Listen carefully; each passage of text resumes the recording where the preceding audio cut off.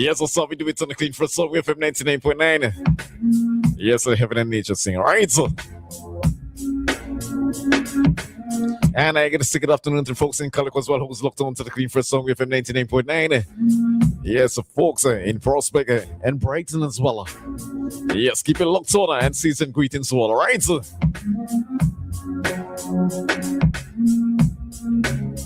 This is 99.9 Radio. Turn it up.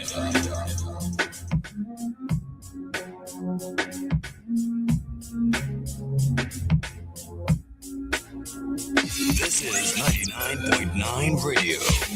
Turn it up.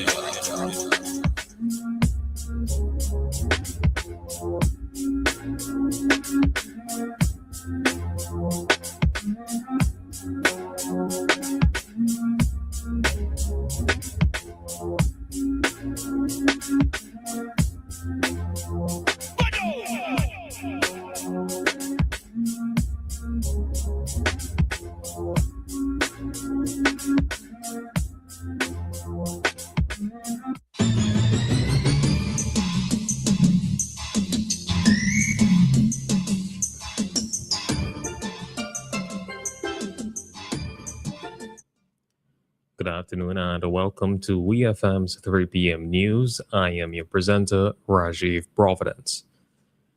First, on the local scene, Vincentian Professor and Cultural Ambassador Dr. Richard A. Byron Cox will officially launch his new book tonight in St. Vincent and the Grenadines. The philosophical work, titled Living in Wisdom, An Examination of Human Nature, will be released at an event at Basil's at Villa starting at 6 o'clock. The book is described as a work of practical philosophy, written in simple language and aimed at a wide audience. Dr. Byron Cox says it reflects decades of life experience as a student abroad, diplomat, international civil servant, and university professor. The launch will feature contributions from historians, diplomats, and Dr. Ralph Gonzalez, and will end with an open discussion and book signing. St. Vincent and the Grenadines opposition, the Unity Labour Party, has filed 2 election petitions challenging the legitimacy of Prime Minister Godwin Friday and Foreign Minister Fitzgerald Bramble.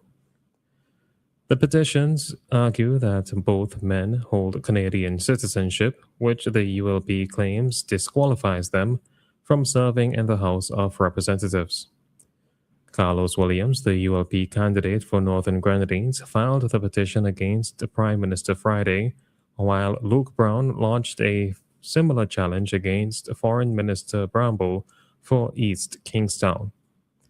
The opposition had signaled during the campaign that it would pursue legal action if the candidates won their seats. The matter is now before the courts, with further developments expected. Still on the local scene, St. Vincent and the Grenadines is among several OECS countries taking steps to expand white potato production as part of a regional drive to cut food imports and strengthen food security. SVG joined farmers, agricultural officials, and regional agencies at a capacity-building workshop held in Dominica earlier this month, organized by the Inter-American Institute for Cooperation on Agriculture.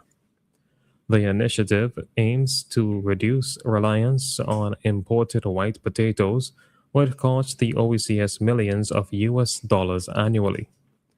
Officials say trial plots have already been established in St. Vincent and Grenada, and a coordinated regional strategy is now being developed to support research, production, and marketing across the sub-region.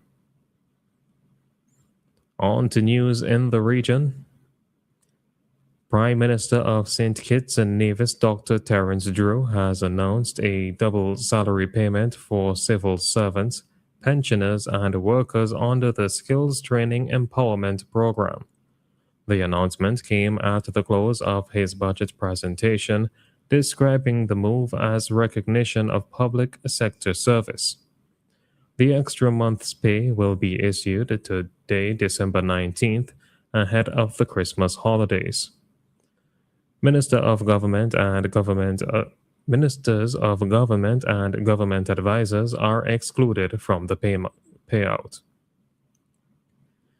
Antigua and Barbuda's medical benefit scheme is spending more than $40 million each year on medications and overseas medical treatment, largely linked to non-communicable diseases. Health Minister Sir Malwyn Joseph revealed that around $25 million goes towards drugs, mainly for conditions such as diabetes, while another $15 million is used to send patients overseas for specialized care. Sir Malwyn warned that deaths from NCDs are rising at an alarming rate and urged greater focus on prevention through healthier lifestyles. The disclosure came at the opening of a new polyclinic aimed at improving access to care. Finally, on the international scene, Russian President Vladimir Putin says there will be no more wars after Ukraine if Russia is treated with what he calls mutual respect. Speaking during his annual end-of-year televised press conference in Moscow, Putin dismissed claims that Russia plans to attack Europe, calling them nonsense. He insisted Moscow is ready to end the war in Ukraine peacefully, but repeated demands that Ukraine abandon NATO ambitions and withdraw from territories Russia claims. Putin blamed the West for blocking peace efforts even as talks linked to a US-backed proposal continue. This has been WeFM's 3 p.m. News. I have been your presenter, Rajiv Providence. Join us again at 5:30 for WeFM's Evening News, and we thank you for listening. Quartz is bringing you a VAT-free day with extra special deals this Friday, December 19th, 8 a.m. straight through